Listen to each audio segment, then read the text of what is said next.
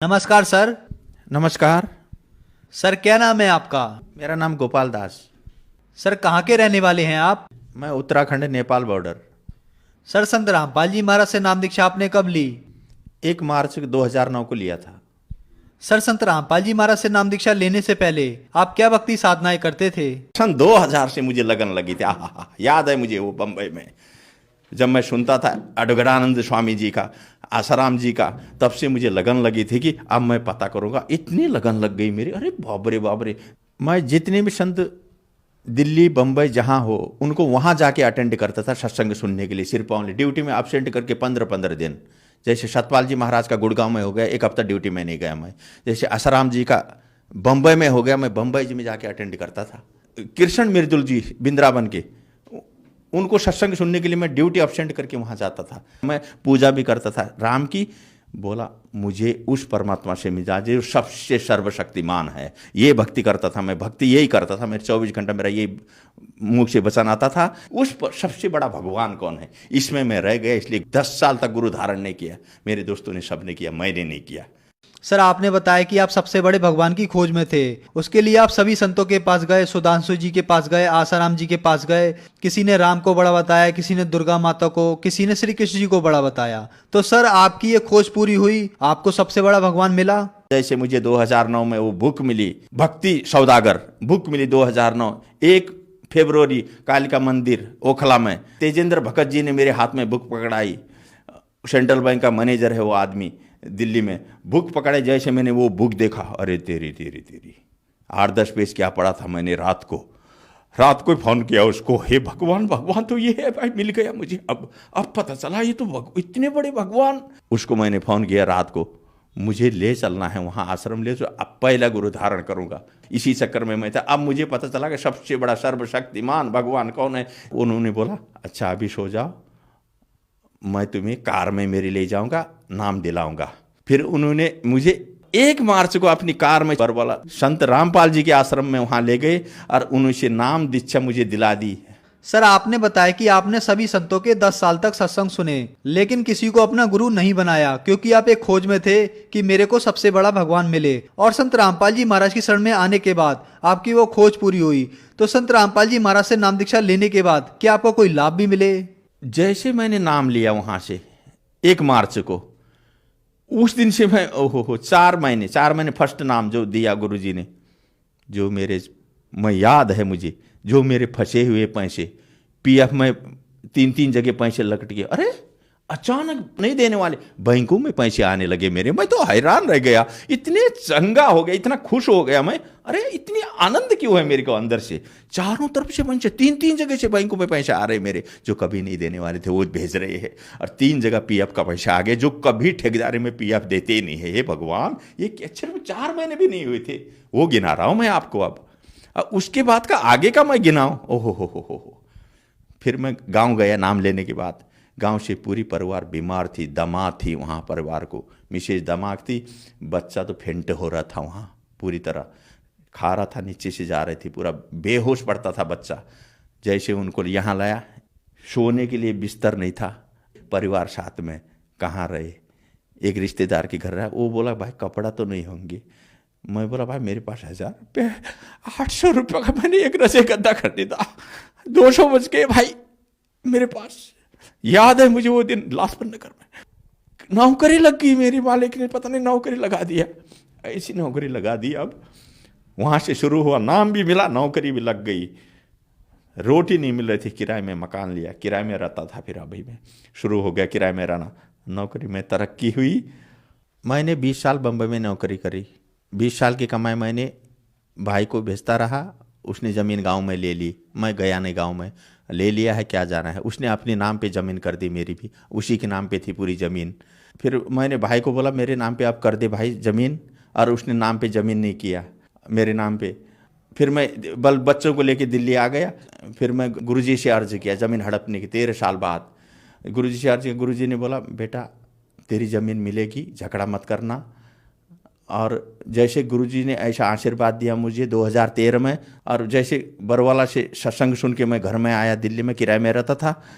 और किराए में रहने के बाद 5वें दिन उसने गांव से पूरा कोर्ट का डॉक्यूमेंट पेपर भेज के वहाँ का सब भेज के यहाँ आदमी को भेजा, और चल भाई तेरी ज़मीन तेरे नाम पे करता हूँ करके वो आदमी लेके मेरे को ढूंढ रहा है कि एड्रेस ढूंढ रहा है। किराए के मकान में रहता था मैं। ऊपर मकान वाले बोलता है कौन आया है देख। जैसे मैंने देखा वो तो गाँव का आदमी है।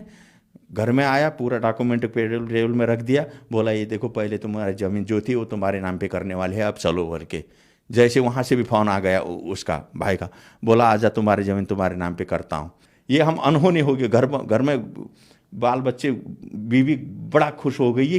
जैसे मैं गया गांव में, उसको बोला चल फिर नाम पे कर दे। जैसे गए कोर्ट में, आहा वो देखते ही बनता है पसीना पसीना हो गया वो पूरा।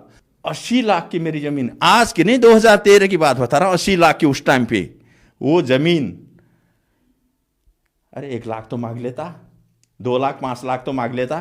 पसीना पसीना हो गया कोर्ट में जब नाम में डाल रहा था। हालत खराब होगी उसकी, लेकिन बोल नहीं पा रहा है। मेरे मालिक की कृपा है भगवान, याद है मुझे वो बात। तब से मैं अब इतना विश्वास करता हूं कि बस तब से मैं लगा हूं, पूरी तरह मालिक के शरणों में लगा हुआ हूं। रामपाल जी की कृपा से ये सब बोलने के बाद 5वें दिन ये काम हुआ जो 13 वर्ष से नहीं हो रहा था ये काम। ये है गुरु जी की कृपा, ये है परमात्मा की कृपा, पूर्ण परमात्मा की, जिस परमात्मा की मैं खोज में था। और उसके बाद जो गांव से बच्चा लाया था मैं, आधा मुर्दा बेहोश पड़ने वाला।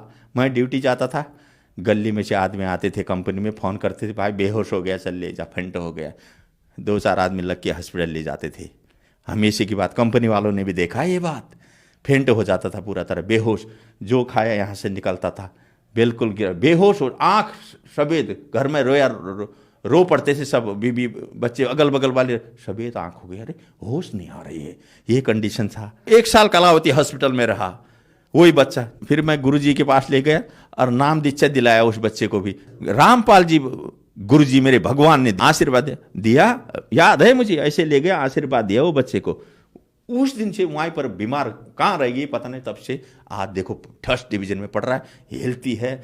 बीमार नाम की चीज़ नहीं है, कहाँ उड़ गया वो बीमार। मैं बताओ 1 साल से कलावती हॉस्पिटल में फेंट होने वाला बच्चा। ये है कमाल का प्रमाण, ये है पूर्ण परमात्मा की ताकत, याद है। दूसरा लाभ बताता हूं मैं आपको। नोटबंदी हो गई, 11 तारीख को मुझे कंपनी से पैसा लेके आया मैं। 40 नोट थे मेरे पास, 1000 के। 40,000 रुपये बैंक में रखने के लिए रास्ते में गिर गए और 1.5 घंटा वहाँ लाइन पे लगा के, जैसे नंबर आया पैसा देखता हूँ पैसा नहीं है। हे मालिक ये क्या हो गया। वहीं पर अर्ज किया भगवान को। और मुझे पता है मालिक ने बोला था जब तक नियम और मर्यादा आपके पास है तो सब काम होंगे। और मैं नियम मर्यादा का पक्का ऐसे रहता हूँ, मैं जहाँ दुविधा हो मैं करता ही नहीं हूँ। इसलिए मेरे भगवान ने मेरी सुनी। रिटर्न आया 1.5 घंटे के बाद।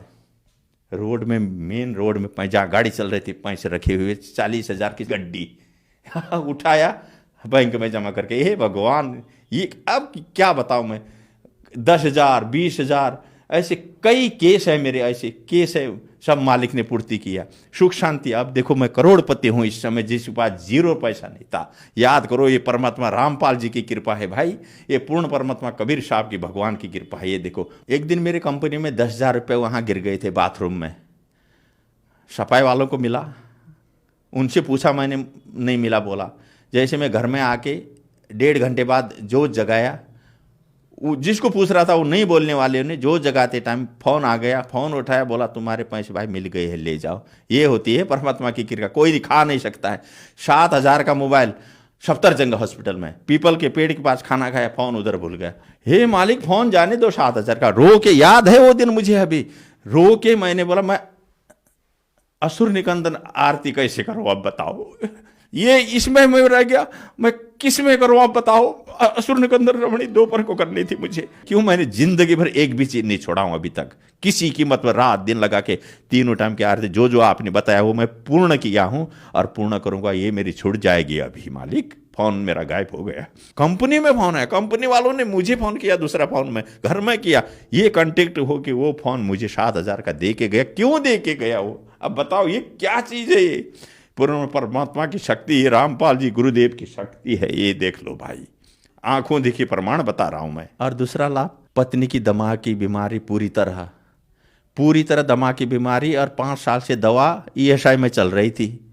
सांस लगना, वो हो जाना, संत रामपाल जी की कृपा से नाम लेने के बाद खत्म हो गई बीमारी, पूरी तरह बीमारी। अब देखो कहाँ गई बीमारी। सर, संत रामपाल जी महाराज से नाम दीक्षा लेने के बाद आपको बहुत सारे लाभ मिले, तो जो समाज आज आपको देख रहा है और वो भी किसी न किसी बीमारी से ग्रस्त है, तो क्या वो भी संत रामपाल जी महाराज से नाम दीक्षा लेने के बाद ठीक हो सकते हैं?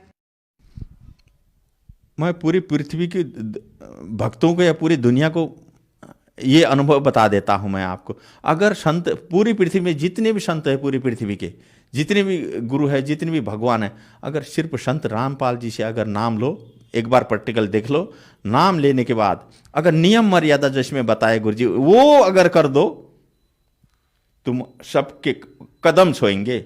ये दुख है ना, ये दुख कदमों में रहते हैं, फिर तो दुख होता ही नहीं है ना, पूर्ण पूर्ण पूर्ण पूर्ण हो जाता है, पूरी तरह पूर्ण होता है नियम मर्यादा में रहने के बाद।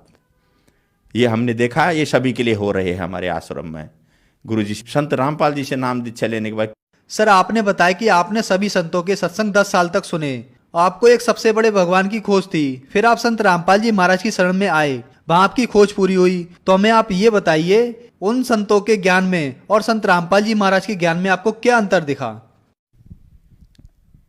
इसमें मुझे ये लगा, अब उनका ज्ञान तो 2% में नहीं है और गुरु जी का ज्ञान 100% है, संपूर्ण शास्त्रों के आधार पर है गुरु जी के ज्ञान। और वो खुद मिला के देख ले, ब्रह्मा विष्णु महेश से ऊपर से भगवानों को न जानते हैं, वो 8 क्लास की विद्या भी नहीं है, नंबर 1। वो खुद जन्म मृत्यु के चक्कर में है वो भगवान। अब पूर्ण परमात्मा की बात तो बातें अलग हो गई, ऊपर के भगवान की बातें अलग है। क्षर अक्षर परम अक्षर, ईश ईश्वर परम ईश्वर को तो कोई जानता ही नहीं पृथ्वी में। संत जो गीता में पढ़े हुए है, गीता में पूरा लिखा हुआ है, चारों वेदों में है, गीता में है। बताओ, इन ग्रंथों में लिखी हुई चीज को भी नहीं समझ पा रहे इन संतों से क्या? इनको तो अपने ग्रंथों का याद नहीं है, इनको ग्रंथों का जानकारी नहीं है, नंबर 1। गीता के बारे में किसी संत को पता नहीं है। बताओ, बड़े बड़े संतों को देख लो आप, कोई बता नहीं सकता गीता के बारे में, संत रामपाल जी ही बता सकते हैं इन शास्त्रों के बारे में। सर, संत रामपाल जी महाराज से नाम दीक्षा कैसे ली जा सकती है? पूरे हिंदुस्तान में, हर स्टेट में, हर डिस्ट्रिक्ट में पूरे नामदान केंद्र खुले हुए हैं भक्तों के। पूरे भारत की बात कर रहा हूँ मैं, नामदान केंद्र खुले हुए हैं। जो आदमी जिस स्टेट का जिस जगह का रहता है, वहाँ पूरा नामदान केंद्र में कांटेक्ट करो, संत रामपाल जी से नाम दीक्षा लो और अपना कल्याण कराओ। धन्यवाद सर। नमस्कार, सत साहिब।